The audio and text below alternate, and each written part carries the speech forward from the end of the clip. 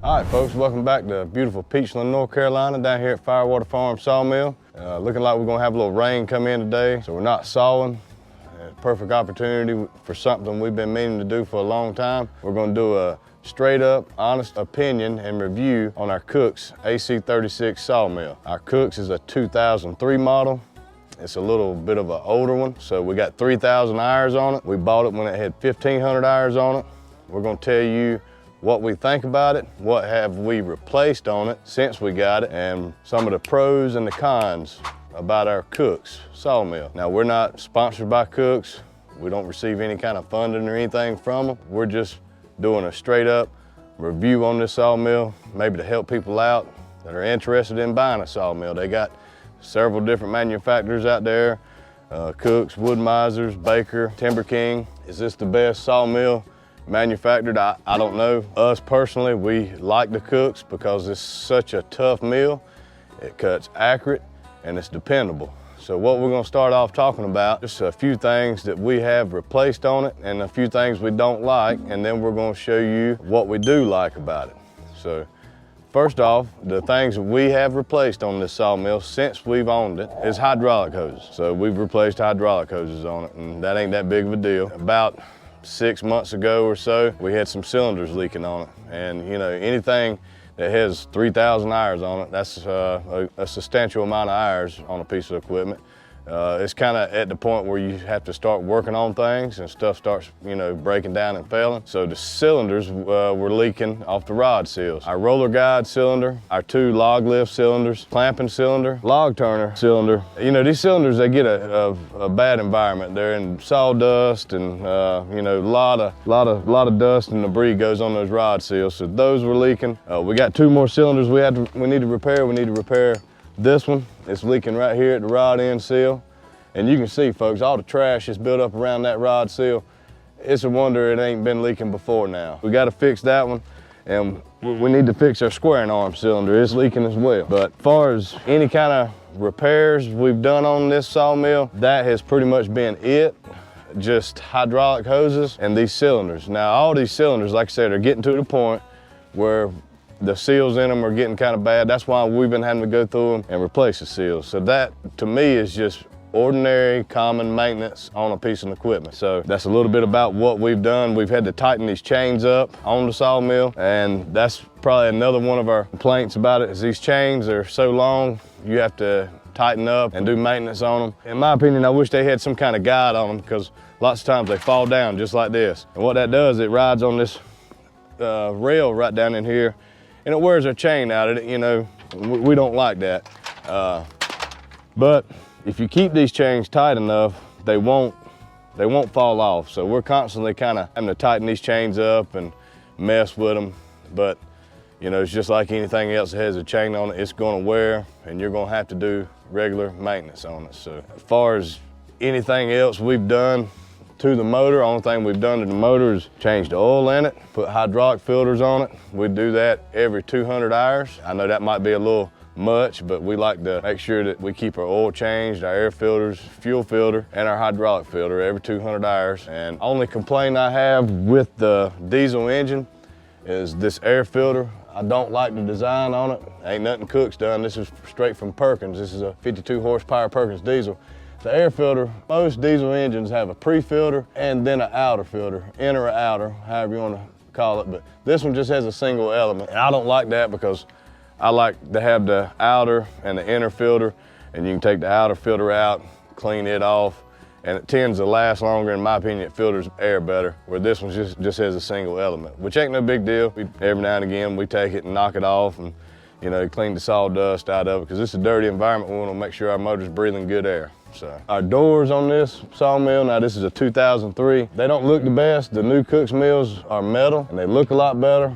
But folks, appearance ain't everything. I'll tell you something about these wood doors. If you have a blade pop off or anything happen to that blade where it comes off this sawmill, one nice thing about the wood doors is that blade ain't hitting metal, it's hitting wood, and it don't ruin your blade.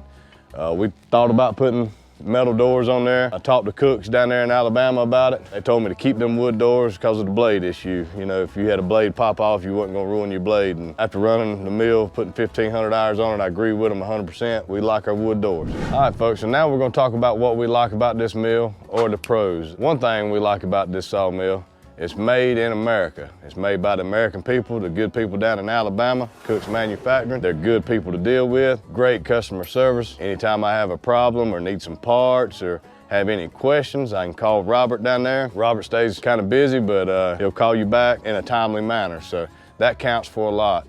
And then Robert's an excellent guy to deal with. The entire Cooks team down there is excellent people, so we really like that. The other things we like about this mill is the solid 26-inch wheels that drive this blade. Now these are solid, they got a good crown on them, keeps the blade on there properly. Now what drives these big wheels in this blade is a 52 horsepower Perkins diesel.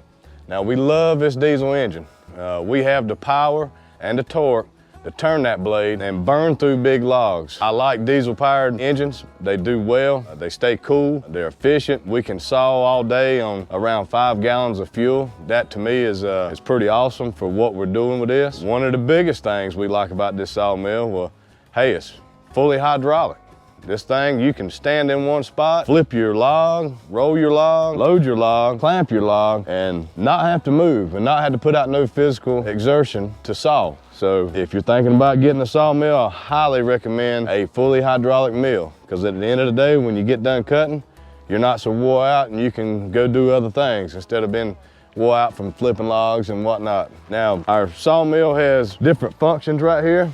This is our log turner. And folks, this log turner has a 120 count chain on it. This is a beefy, massive chain. It's built out of 1/2-inch plate. We have been flipping big white oak logs around with this thing, and it is tough. Only thing we do to this is grease it. And like I say, we had to rebuild that hydraulic cylinder. That's the only thing we've had to do to this. Got 2 clamps. They are movable up and down, and they move side to side. We like them being that we have 2 clamps instead of 1.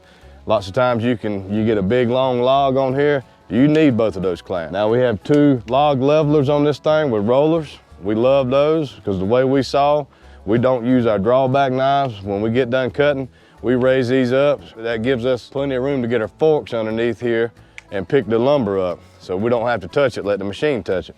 Now we have squaring arms on here. We got 3 of them. The only thing I wish we had on squaring arms, I wish we had another one right here, but with the design of the clamps, they're not able to have one right here, or maybe have one down here. I wish we had 4 of them, because what this does sometimes, if we're cutting a short log, like when I say short, maybe 6 foot, we don't have no support right here. We have to cut it right here, and then we can't flip it with our log turner. But that's just minor. Most of the time we don't cut a 6-foot log, but this thing's more or less designed to cut 8 foot and over. So just gonna let you know about that. And I'll show you how tough these squaring arms are. Now, this is what you don't wanna do. One day we was messing around and had a bad day, and look at that, we sent the blade straight through that 2-inch square tubing. And it made a nice little mark on it, but it didn't hurt it. I mean, the thing's built like a tank. And speaking of built like a tank, this mill is built like a tank. The mill head is a 4-post mill as well. Now, this is something that I really want to talk to you about. I love a 4-post mill. This thing is accurate. Now, Cooks, they designed a sawmill around a blade. They were blade manufacturers, then they got to making sawmills. And to me, that says a lot, because they designed their whole setup over a blade and trying to get more blade life and accurate cuts. So you can see that I can't even shake this thing. I'm moving it around and it's solid as a rock. It will not bounce. You set it at 3 or 4 inches wherever you want to cut, it is there and it's staying there. The roller guides, we have a maximum cut of 28 inches right here.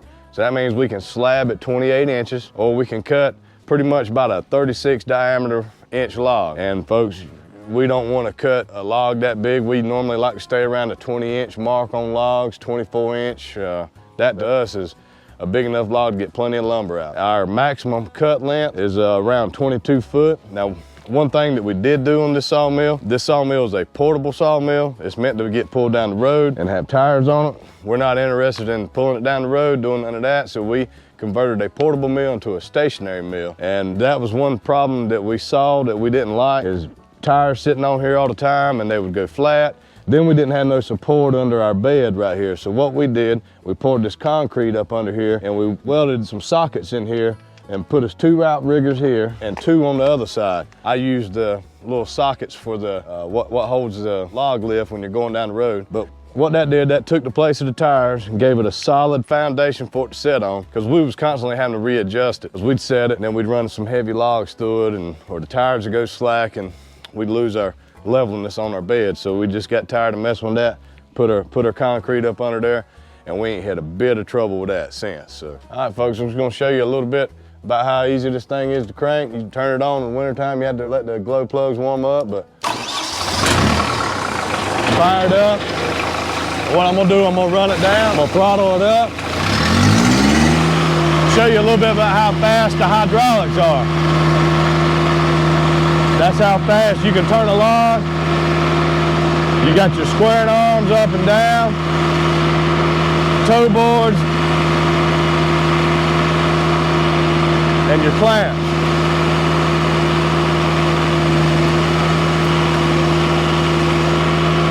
Give you an idea a little bit about how quick the hydraulics are.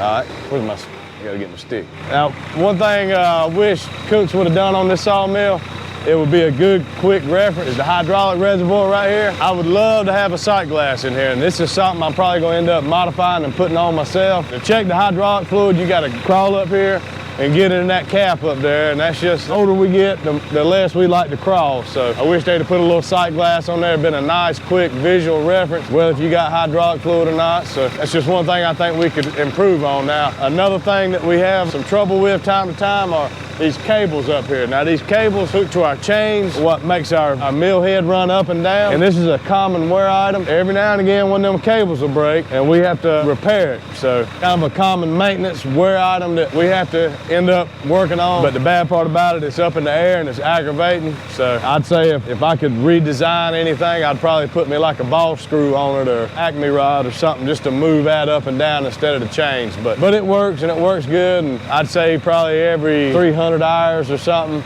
we have to do maintenance on those cables. So.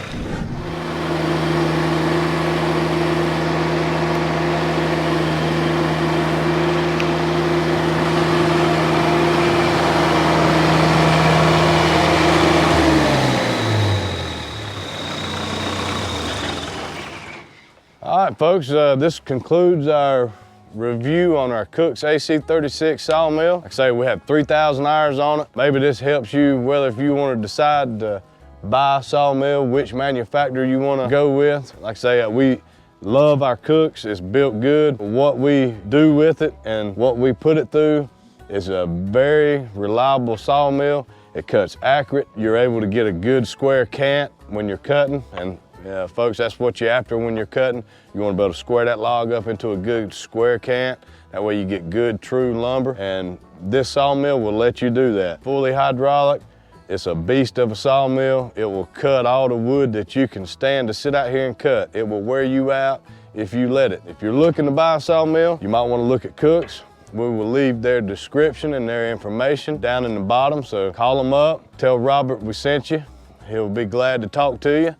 And if you decide to buy a sawmill from him, you go down there and you pick it up. He'll set the thing up, show you how to work it, and even saw a log with you. So that to me is very nice to have, is good customer service, because lots of times these days when you buy something or purchase something, it seems like, hey, after you bought it, we got you out the door, we got your money, we're done with you. That ain't the way it is down at Cooks. You buy a sawmill from them, you become part of their family. They will treat you just like family. So look them up.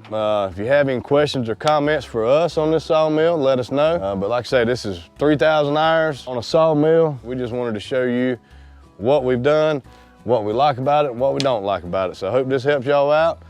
Have any questions, let us know. Have a good one.